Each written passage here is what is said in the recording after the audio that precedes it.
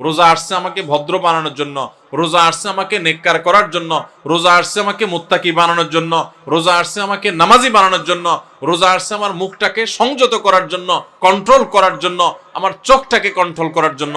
আমি হারাম জিনিস দেখবো না, খারাপ জিনিস দেখবো না। রোজা আসছে আমাকে ট্রেনিং দেওয়ার জন্য।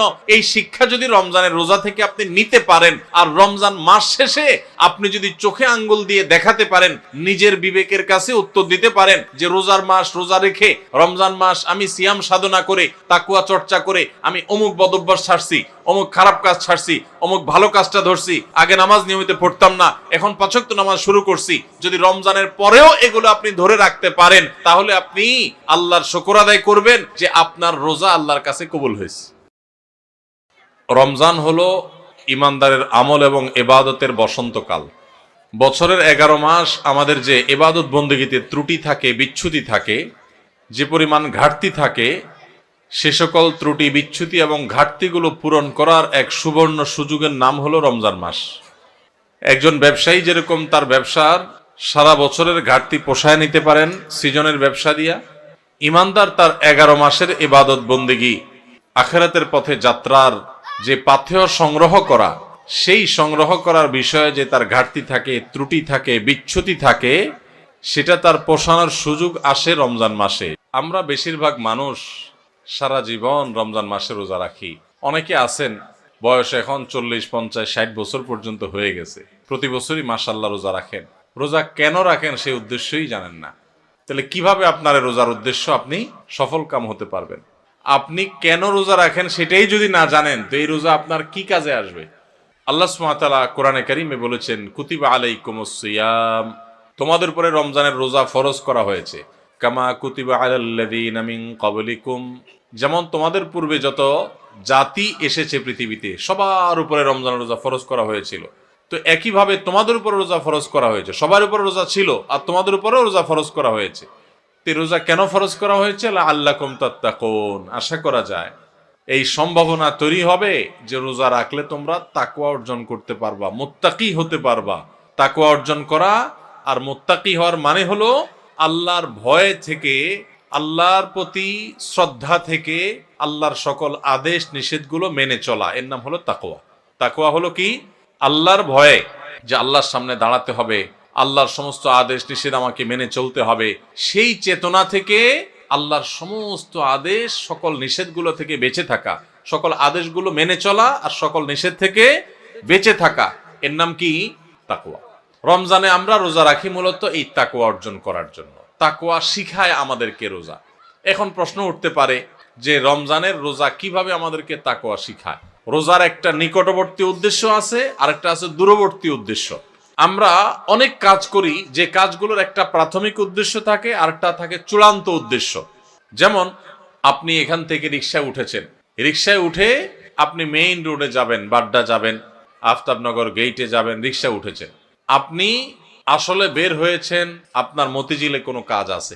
তো আপনি যে রিকশায় উঠছেন, আপনাকে কেউ যদি জিজ্ঞাসা করে কই যাচ্ছেন, তখন এটার দুইটা উত্তর হতে পারে। একটা হতে পারে ভাই রিকশায় চড়ছি, রিকশায় করে আফতাবনগর যাব, বা রিকশায় করে বাড্ডা পর্যন্ত যাব। আরেকটা উত্তর হতে পারে ভাই মতিঝিল যাব, কারণ মতিঝিলে আপনি যাবেন, ওইটাই মূল উদ্দেশ্য। তো মতিঝিল গেলেও রিকশায় তো আর মতিঝিল যাবেন না, রিকশায় আপনি মেইন রোড পর্যন্ত যাবেন, এরপরে বাসে, সিএনজিতে করে আপনি বা অন্য কোনো কিছুতে করে আপনি মতিঝিল যাবেন। তো এই যে রিকশায় করে আপনি প্রথম একটা জায়গায় যাবেন, এরপরে আরেকটা গাড়িতে করে আপনি আপনার মূল জায়গায় যাবেন। এই মূল জায়গায় যাওয়াটা হলো চূড়ান্ত লক্ষ্য, আসল উদ্দেশ্য, শেষ উদ্দেশ্য। আর প্রাথমিক উদ্দেশ্য হলো ওই যে মেইন রোড পর্যন্ত যাওয়া। ঠিক একইভাবে রমজানের রোজার দুইটা উদ্দেশ্য আছে। কয়টা উদ্দেশ্য আছে? একটা হলো প্রাথমিক উদ্দেশ্য, আরেকটা হলো ফাইনাল উদ্দেশ্য। প্রাথমিক টার্গেট, প্রাথমিক লক্ষ্য হলো রমজানের রোজার, এর মাধ্যমে আমরা তাকওয়া অর্জন করব, মুত্তাকি হইতে পারবো। আর রোজার শেষ টার্গেট, চূড়ান্ত লক্ষ্য এবং যেখানে শেষ পর্যন্ত যেতে চাই, ওই যে শেষ গন্তব্য যেরকম মতিঝিল যাওয়া, এরকম রোজার শেষ গন্তব্য হলো আল্লাহকে সন্তুষ্ট করে জান্নাতে যাওয়া।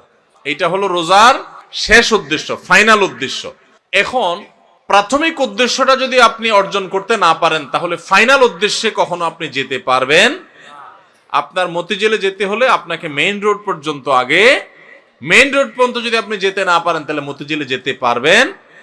ঠিক একইভাবে রমজানের রোজা থেকে আগে আপনাকে মুত্তাকি হইতে হবে, আগে তাকওয়া অর্জন করতে হবে। রোজা রাখছেন, মুত্তাকি হইতে পারেন নাই, রোজা রাখছেন, তাকওয়া অর্জন করতে পারেন নাই, তাহলে আপনার ওই মেইন রোড পর্যন্ত যাওয়া হয় নাই।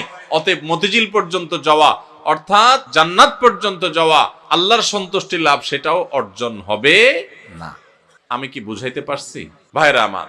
তাহলে এই যে রমজান আসছে, রোজা আসছে, প্রতি বছরই তো আমরা আলহামদুলিল্লাহ বেশিরভাগ মানুষই তো রোজা রাখি। আমাদের নিজেদেরকে জিজ্ঞাসা করতে হবে, রোজার যে প্রাথমিক উদ্দেশ্য আছে সেটা আমি হাসিল করতে পারলাম কি পারলাম না। যদি আমি রোজার প্রাথমিক উদ্দেশ্য হাসিল করতে না পারি, তাহলে রোজার আসল উদ্দেশ্য যে আল্লাহকে খুশি করে জান্নাতে যাওয়া, সেটা কোনোদিনই অর্জন হবে না। এবার তাহলে আমাদের হিসাব মিলাইতে হবে যে রোজা রাখার পর আমি মুত্তাকি হইতে পারছি কিনা। আসেন একটু আমরা হিসাব মেলানোর চেষ্টা করি। ভাইরা আমার, রমজানের রোজা রেখে আপনি যদি অন্যায় কাজ ছাড়তে পারেন, গুনাহের কাজ ছাড়তে পারেন, পাপের কাজ ছাড়তে পারেন, আল্লাহর সমস্ত আদেশগুলো মেনে চলতে পারেন, আপনি রোজাদার।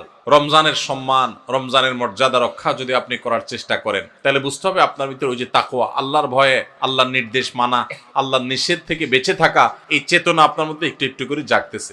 এরপরে পুরো মাস রোজা থাকার পর রমজান শেষে যদি আপনার কাছে মনে হয় যে আপনি মাশাআল্লাহ কিছু গুনাহ ত্যাগ করতে পারছেন, আপনি আগে ধূমপান করতেন, আপনি রমজান মাসে যেহেতু রোজার দিনে সারাদিন আপনি ধূমপান করতে পারেন না, আবার রাতে 6-7 ঘন্টা ঘুমায় থাকেন, 1 ঘন্টা তারাবিতে চলে যায়, তাহলে গড়ে 19-20 ঘন্টা বা 17-18 ঘন্টা, 19 ঘন্টা 20 ঘন্টা আপনি এঙ্গেজ থাকেন, চাইলেও ধূমপান করার সুযোগ নেই, তাহলে আর বাকি থাকে 4 ঘন্টা 24 ঘন্টার মধ্যে। তাহলে রমজান মাসে আপনি যদি এই 4টা ঘন্টা কষ্ট করে জিম খিসি থাকতে পারেন, তাহলে 1 মাসেই আপনি চাইলে এই বদভ্যাস ত্যাগ করতে পারেন। ভাইরা আমার, অনেক খারাপ জিনিস আছে যেগুলো চাইলেই কিন্তু আমরা ত্যাগ করতে পারি এই রমজান মাসে। রমজান মাসে এই হারাম জিনিসগুলো, এই খারাপ জিনিসগুলো যদি আমরা ত্যাগ করার চেষ্টা করি, আমরা যদি পরিকল্পনা করি, রমজান শেষ হয়ে গেছে, আমি একটা খারাপ জিনিস ছেড়ে দিতে পারলাম। আপনি ধূমপানটা ছেড়ে দিতে পারছেন। আপনার আগে মুখ খারাপ হতো, রমজান মাসে না, রোজা থেকে আমি মুখ খারাপ করতে পারি না, রোজা আসছে আমাকে ভদ্র বানানোর জন্য, রোজা আসছে আমাকে নেককার করার জন্য, রোজা আসছে আমাকে মুত্তাকি বানানোর জন্য, রোজা আসছে আমাকে নামাজি বানানোর জন্য, রোজা আসছে আমার মুখটাকে সংযত করার জন্য, কন্ট্রোল করার জন্য, আমার চোখটাকে কন্ট্রোল করার জন্য। আমি হারাম জিনিস দেখব না, খারাপ জিনিস দেখব না। রোজা আসছে আমাকে ট্রেনিং দেওয়ার জন্য। এই শিক্ষা যদি রমজানের রোজা থেকে আপনি নিতে পারেন, আর রমজান মাস শেষে আপনি যদি চোখে আঙ্গুল দিয়ে দেখাতে পারেন, নিজের বিবেকের কাছে উত্তর দিতে পারেন যে রোজার মাস রোজা রেখে, রমজান মাস আমি সিয়াম সাধনা করে, তাকওয়া চর্চা করে আমি অমুক বদভ্যাস ছাড়ছি, অমুক খারাপ কাজ ছাড়ছি, অমুক ভালো কাজটা ধরছি, আগে নামাজ নিয়মিত পড়তাম না, এখন 5 ওয়াক্ত নামাজ শুরু করছি। যদি রমজানের পরেও এগুলো আপনি ধরে রাখতে পারেন, তাহলে আপনি আল্লাহর শুকর আদায় করবেন যে আপনার রোজা আল্লাহর কাছে কবুল হয়েছে। এবং কবুল হয়েছে দেখে আল্লাহ আপনাকে রোজার মাধ্যমে ভালো কাজ করার তৌফিক দিচ্ছেন, খারাপ কাজ থেকে বাঁচার তৌফিক দিচ্ছেন। ভাইরা আমার, এই জন্য যে আমাদের রোজাগুলো হবে, রোজার উদ্দেশ্য যেন আমি হাসিল করতে পারি, সেজন্য। ভাইরা আমার, আপনি রিক্সা উঠলেন, মেইন রোডে যাবেন, তারপরে আপনি মতিঝিল যাবেন, আপনি মেইন রোডে যাবেন এই জন্য রিক্সা উঠছেন, ঠিক আছে, কিন্তু রিক্সা কোনো কারণে পাঞ্চার হয়ে গেছে। এই পাঞ্চার হওয়া রিক্সা আপনি বসে আছেন, আপনি আর যান নাই, আপনি আরেক রিক্সা উঠেন নাই, আপনি ফেরত চলে আসছেন, তাহলে আপনি কখনো মতিঝিল যাইতে পারবেন না। রমজান মাসে রোজা রাখার পর একটা গুনাহ হয়ে গেছে, এটা হলো চাকা পাঞ্চার হওয়ার মতো, সামনে আগাইতে পারলেন না। তাকওয়া চর্চা করার কথা, গুনাহ এবং হারাম কাজ ছাড়ার কথা, বদভ্যাস ত্যাগ করার কথা, কিন্তু আপনার ত্যাগ করতে পারেন নাই। তাহলে আপনি ওই যে চাকা পাঞ্চার হয়ে যাওয়ার মতো থেমে থাকবেন না, আরো সামনে অগ্রসর হবেন, আরো শক্তিশালী ভাবে অগ্রসর হবেন। ভাইরা আমার, জীবনটা খুব সীমিত বাবারে, অনেক সংক্ষিপ্ত জীবন, দেখতে দেখতে জীবন পার হয়ে যায়। যারা বয়স 30-40 হয়ে গেছে বা আরো কম বেশি আছে, একটু চোখটা বন্ধ করে শৈশবকে একটু চিন্তা করেন, দেখবেন কদিন আগে আপনি ছোট বাচ্চা পোলাপানের মতো হাঁটাহাঁটি করছেন। এই যে পোলাপান ছুটাছুটি করতেছে, এদের মতো কয়দিন আগে আপনি ছিলেন। দেখতে দেখতে 40, 50, 60, 70, 80 বছর জীবন অনেকের পার হয়ে গেছে। বাকি যে কয় বছর আছে, এটাও দেখতে দেখতে চলে যাবে, সব পড়ে থাকবে।